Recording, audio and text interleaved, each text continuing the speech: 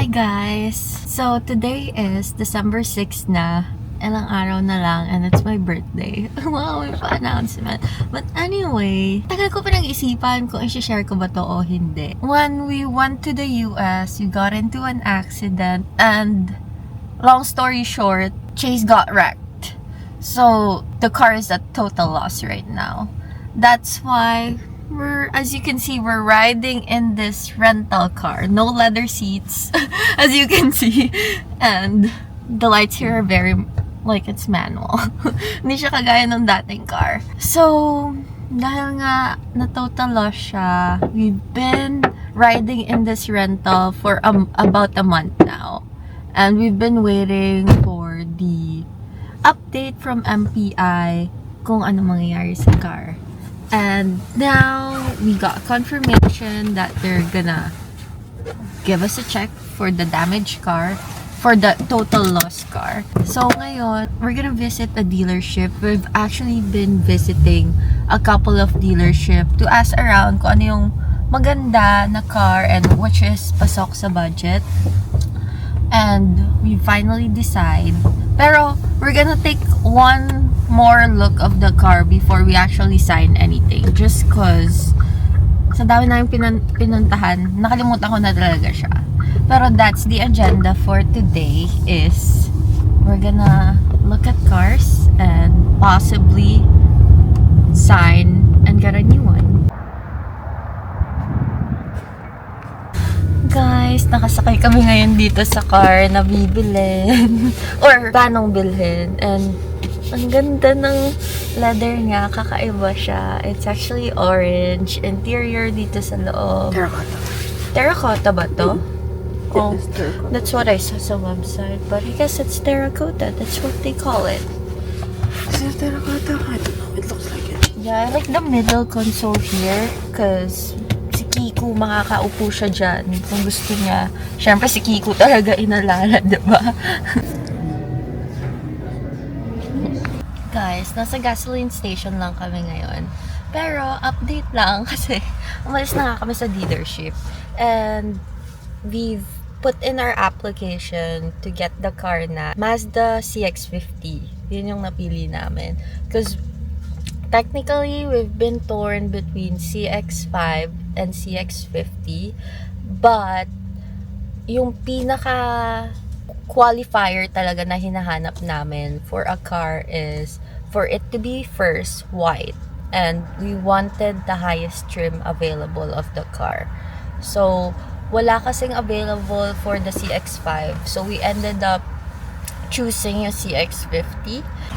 Guys, we're here at Costco.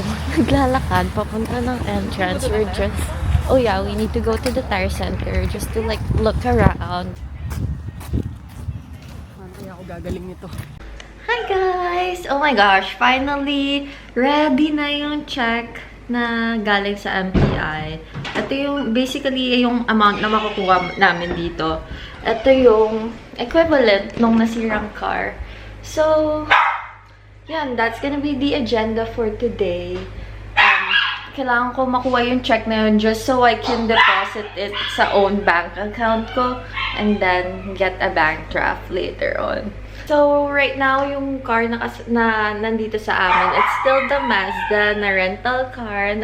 It's actually not even rental. Pinahiram lang talaga sa amin yung car na yun ng dealership. And we have to return that up until makuha na natin yung new car. Oh my gosh, guys! Andito na kami sa MPI. And na-pick up na namin yung check! Okay, wala lang. Nakaka-excite lang because it's a big amount of money. Huwag mo na ipakita kung magkano.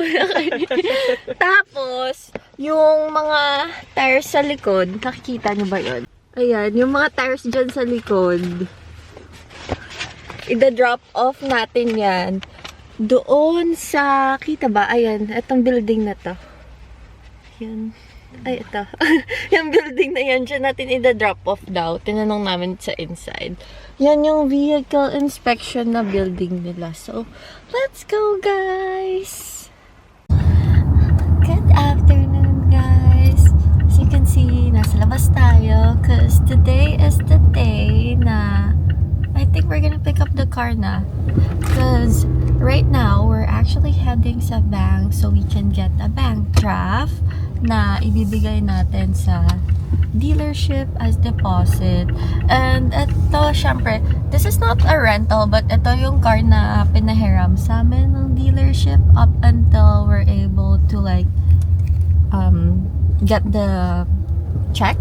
So, ito, ibabalik na rin natin tong car na to mamaya. I'll show you the outside because I don't think napakita ko na to sa inyo. Ang color na to is very much similar to the old car. Like, similar sa color ni Chase, which is deep crystal blue. Medyo madumi yung rental car. Like, blue talaga yan. Pero dahil nga dumaan kami ng highway, medyo nag-color grayish na yung ibang parts. Ayan. This is gonna be very much similar sa car na kukunin. Guys, we finally got the bank draft. Hi guys! Today is December 20 and finally, alam ko ilang beses ko na sinabi na pipick upin na yung car, but for real na talaga today. Today is the day we're gonna be picking up the car, and syempre kasama si Kiku and Jams driving.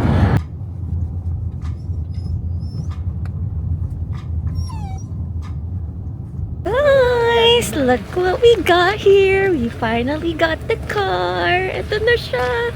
Ang iniintay na lang namin is nire-register nila to sa insurance para makuha na natin yung plate natin and ma-drive na natin siya.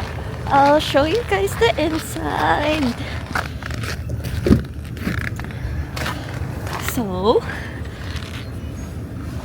guys, nakikita nyo ba yan?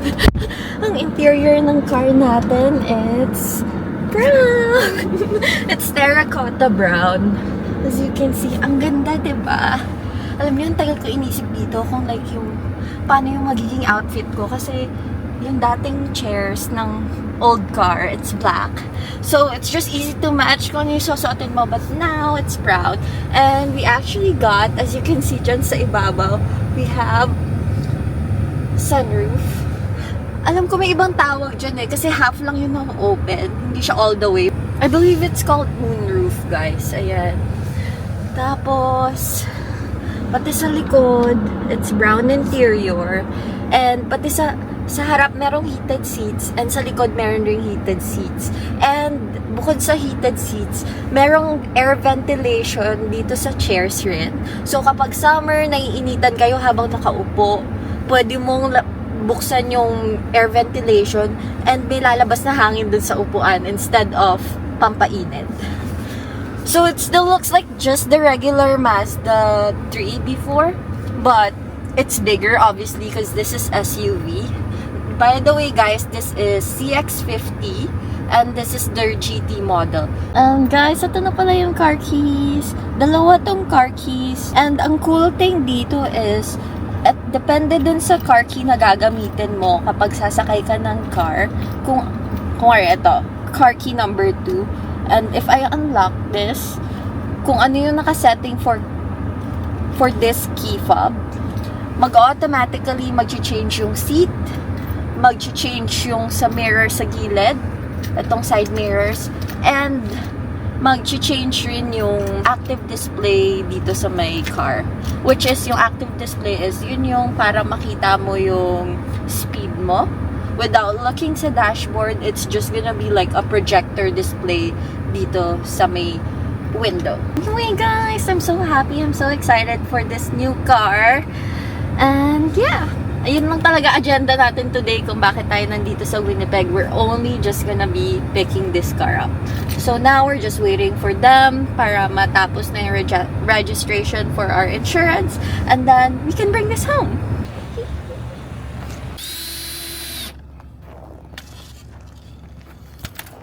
Oh my gosh guys, nakasakay na kami kay Lucy! And alam niyo ba kung bakit Lucy? Kasi si Kiku, nung kinuha namin siya, nung binili namin siya, ang pangalan niya talaga is Lucy. Lucifer. Kaya, we've decided itong car, ang pangalan niya is Lucy kasi first of all, white siya. And wala lang, parang ang Lucy, ang bait lang pakinggan. Ganon. Sorry, si Kiko, hindi talaga siya mga... Yung color na tong car pala is pearl white. Yun. Ang shimmery nung pagka-white niya. Ang ganda.